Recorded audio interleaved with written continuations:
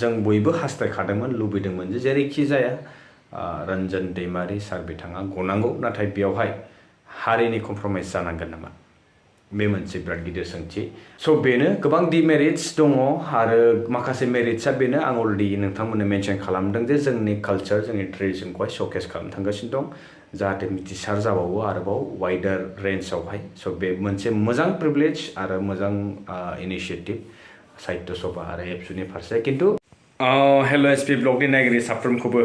गिबि गिबियावनो आंनि गोसो गोरबोनिफ्राय बरायनाय थाग्रोबाय आं साननैसो भिडिअ होआखैमोन आरो बेबायदि खुनु उसुबिदा गैया माखासे रिजन दङ पार्सनेल मेटार बेनिखायनो नाथाय दिनै मोनसे आपडेट होनो गोनां दङ जिहेतु नोंथांमोना दिनै मैया दाख्लै साननिफ्राय नुगासिनो दङ ना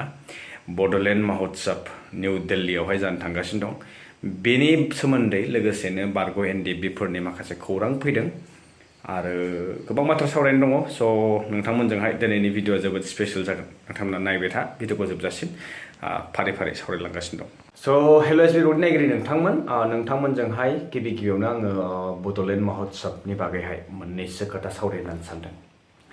जोबथानायाव आङो एनडिबिफोरनि खौरांखौहाय होगोन स' बेनि सिगां आङो बुंनो लुबैयो जे थांनाय 13 थारिख उफ्रा बिसायख'थिया जालांबाय आरो बेनि सोमोन्दै मोनसे खोथा दावराव जाबाय थादों भाइरेल कल रेकर्डिं ना बे मोनसे जोंनि ट्रेन्ड जाबाय नामाथाय सोर खालामो माबायदि खालामो ना मानि थाखाय बेफोरबायदि जायो दा बे उफ्रा बिसायख'थिया थांखांबाय दा बेनि उनावहाय बे भाइरेल कल रेकर्डिंनि थ्रुयैहाय सोरखौ मा मेसेज हरनो सानदों बे थारैनो मोनसे साननो गोनां बिसयबो जाना फैदों जेन' हक नोंथांमोना बेनि फारसे बिजिरलायदो आरो जिहेतु जोङो नुदों सुद्ध कुमार बसुमतारी बिथाङा गोलाव सम सिगांनिफ्रायनो केम्पेइननि थ्रुयैनो जोङो बिथांखौहाय इलेक्सनावहाय बाहागो लागोन लाया बेखौ बिथाङानो गावनि जिहेतु केम्पेइननि गेजेरजोंनो फोरमायलांखाबाय थादोंमोन आरो बिथांना गोसो दं गैयिखौहाय बेवहाय जे फोरमायदों कल रेकर्ड भाइरेल जानायनि थ्रुयै बे थारैनो गनायथावनो हाथावथाव जायाखै आरो बेलाफारसेथिं बिथाङा स्पष्टयैहाय 13 थारिख खालि भट खालि माने जितु डेम'क्रेसिनि मोन्थाय गणतान्त्रिक जों देश जेराव दङ बेखौहाय सुन्दरथा माने समायना मानो थाखाय जायो होनना बुङोब्ला माने बै दिनखालि गावनि पसन्दिदा बिजाथिनो भट होगोन बिथाङा खुनु प्रेसार होआलासे भटखौ होथों होननानैबो खावलायदों जोबोद मोजां मेसेज होदों बे जाबाय बेनि फारसे नोंथांमोना मा बुंनो सानो बुंबानो जाबाय आंहा बेवहाय गोबांथार बुंनो दं होननानै आं सानाखै एन्ड जिहेतु बड'लेण्ड महत्सव ना बेनि बागै गोबां खौरां फैगोन जिहेतु 15-16 प्रग्रामा जागोन गाबोन समफोर ओंखारगोन गोबां बाथ्रा दा थांनायनि समावहाय माखासे सिटुएसन जे जादोंना बेनि सोमोन्दै आं नोंथांमोनजोंहाय फंनैसो बाथ्रा शेयार खालामनो सानदों खोनानायावहाय ट्रेन गंथाम रिजार्भड खालामनाय जादों जोंनि गभर्नमेन्ट अफ बिटिसि साहित्य सभा एबसुनि सोद्रोमाफोरखौ लांदों रायजो राजाफोरखौबो लांदों ना दा बेवहाय बाजेटआ बेसेबां ना बेखौहाय जोङो उननि समफोरावहाय रायलायगोन दिनैनो आं गासिबखौबो फोजोबजोबनो लुबैयाखै गोबां इनफरमेसन फैदों आरो रायजो राजाफोरनि माखासे मेसेजखौसो नोंथांमोनजों आङो शेयार खालामनो सानदों दा प्राइमारि वाइसआव लांनाय माने सोरबायदिखौ लांदों ना सोंथिया बे फार्स्ट सिखाङो दा बड'लेण्ड महत्सव माने जोंनि बर'फोरनि थाखाय मोनसे बिराद गिदिर महत्सव निउ दिल्लीयावहाय खुंनो थांगोन जिहेतु जोंनि कालचार जोंनि बायदिसिना बेखौहाय फोसावगोन बे मोनसे मोजां पइन्ट आं बेखौहाय सापर्ट खालामो जे जोंनि बर'फोरनि जिमाननाखि जोंनि ट्रेडिसन कालचार दङ बेखौहाय मोनसे इयावहाय श'केस खालामनाय जागोन सोरबा बायदिफोरनि थाखाय बे मोनसे अपरचुनिटि जिहेतु गोजान लामा हान्थियाखैब्ला बे मोनसे अपरचुनिटि दा मानो होनना बुंदों आङो बेयाव गोबां ओंथि दङ होननाय लोगो लोगो दिनै जोंनि बड'लेण्ड बिटिसि ओनसोल बा जोंनि आसामाव गुबुन गुबुन दाब दाब जायगायावहाय जोंनि बर' रायजो राजाफोर थायो दा ट्रेन गंथामजोंहाय साबेसे मानसि थांगोन बेनि अनगायैबो सोरबाया पार्सनेलिबो थांदों गावबा गावनि एक्सपेन्सेसजोंबो थांदों लोगोसेनो सेलेक्टेड किसुमान मानसिफोर थांदों दा बेवहाय नोजोर होनो गोनां बाथ्राया बेसो साहित्य सभानिफ्राय थांदों मेम्बार्सफोर कमप्लिटलि थांदों एबसुनिफ्राय थांदों बेनिफ्राय गभर्नमेन्टनि फारसेनिफ्रायबो बहुत थांदों इउपिपिएल गभर्नमेन्टनि फारसेनिफ्राय बहुत थांदों दा बाखि जि थालांबायसो थालांखो बिपिएफनि रायजो राजाफोर माखासे थालांबाय दा बिदि बेलायाव मोनसे साननाय फैयो जे जों मा बर' नङा नामा बेबायदि गोबाङानो सोंथि खालामदों बेलाफारसेथिं गुबुन माने इभेन इउपिपिएल पार्टिखौ सापर्ट खालामनायनि गोबां रायजो राजाफोर माने थांनो लुगैनाय हास्थायनाय बेबायदि दंमोन इभेन एबसुनिफ्रायबो दंमोन गोबांथार बेबायदि माने इयाव सेलेक्टेडसो लांदों नालाय दा गासैखौबो लांजोबनाया इम्पसिबल दा बेवहाय माखासे डिमेरिट्सबो दं मेरिट्सबो दं दा जाय बिथांमोना थांनो मोन्दों वेल एन्ड गुड बिथांमोना बे अपरचुनिटिखौ मोननो हाबाय बोरै मोन्दों बोरै मोनाखै ना बिनि सिगां माखासे सेलेक्शन प्रसिडिउर जादोंमोन ना मा जायाखै बेबायदिनि बिखय जोङो सावरायोब्ला जोबनो थाङि बेबायदिनो खायसेया मोजां खायसेया दुखुबो फोरमायदों जे जोंबोथ' थांगौमोन बेबायदि बाथ्रा गोबां माने सिखांबाय थादों दा बे आरो बेनि सायाव जितु बाजेट ना जितु एक्सपेन्सेस फैगोन बे जोङो हिसाब खालामोब्ला जोबोद हिउज मोनसे एमाउन्टनि बाजेट दङ बेवहाय स' बेखौ आल्टिमेटलि गभर्नमेन्टआ बेर खालामगोन स' माखासे खोथाबो सिखांदों जे बे जितु बाजेट जितु कस्ट बेवहाय थांगोन दिनै जोंनि बिटिसिआवहाय जों बुंनो थाङोब्ला गोबां जेंना गोबां क्राइसिस ना फाइनान्सियेलि जोंना गोबां जोङो लेक जानानै दङ फाइनान्सियेलि जोंहा गोबां बायदिसिना बिथिङावनो जोंना एसे फावसायनानै दङ स' बे बेलायावहाय दिनै मोनसे महोत्सव खुंदों आरो बेबायदिनो जोङो नुगासिनो दं कन्टिनिउसलि जे माखासे बायदिसिना इभेन्ट्सफोर खुंनाय ना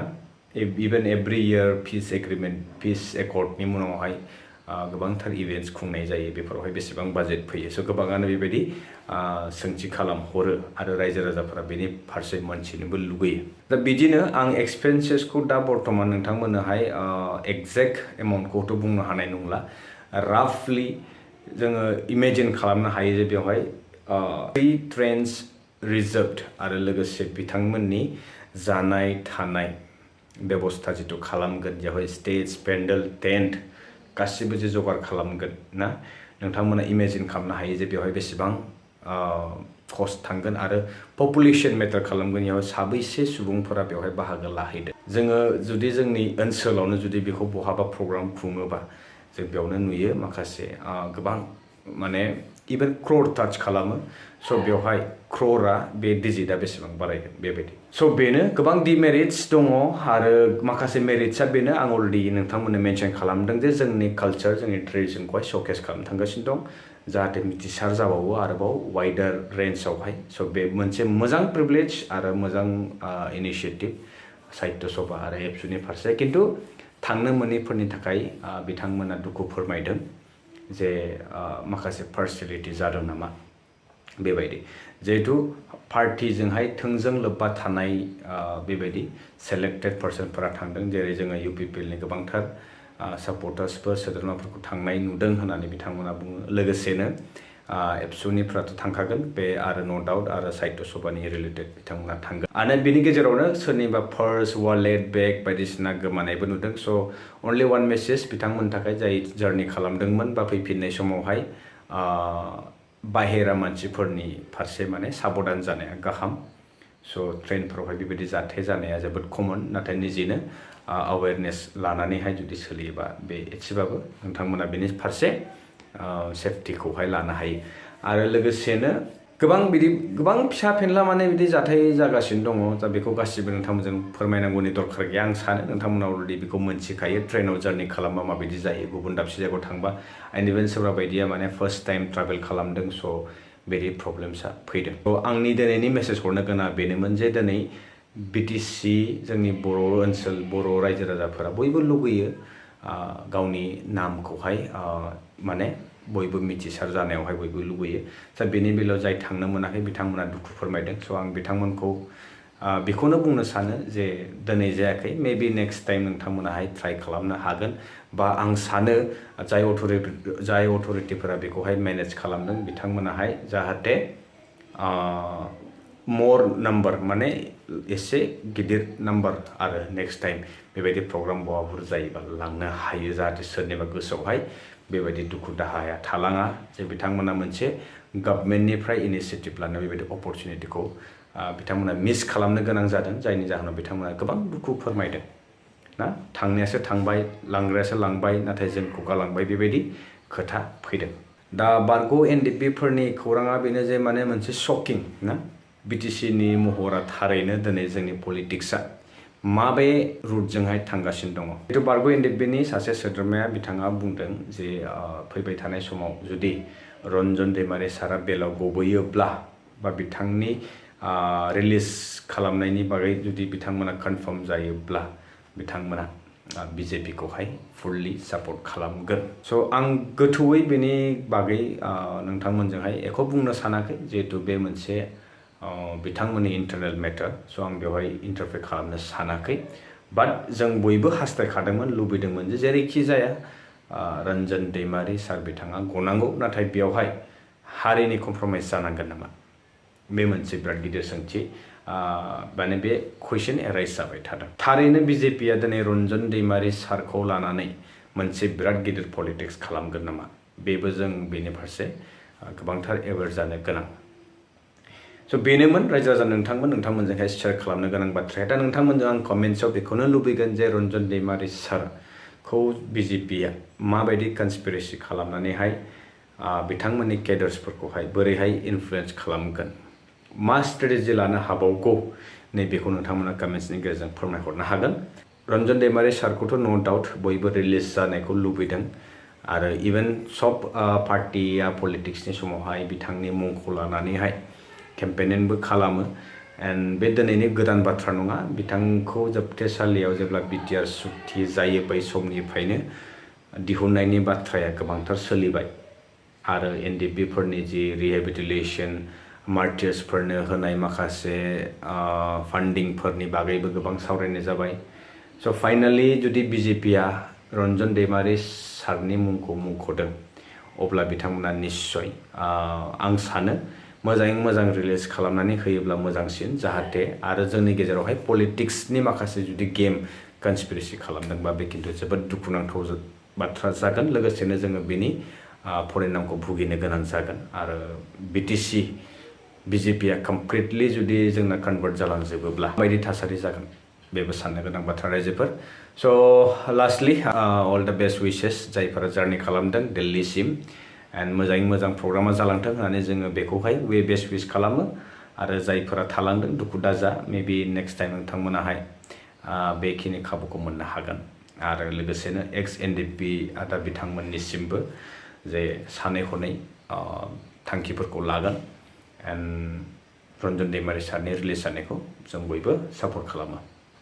स' रायजो नोंथांमोन बेसेनोसै दिनैनि मेसेज हरनांगौआ। एन्ड माबोरै खबरा नोंथांमोननिया पार्सनेलि, स' प्लिज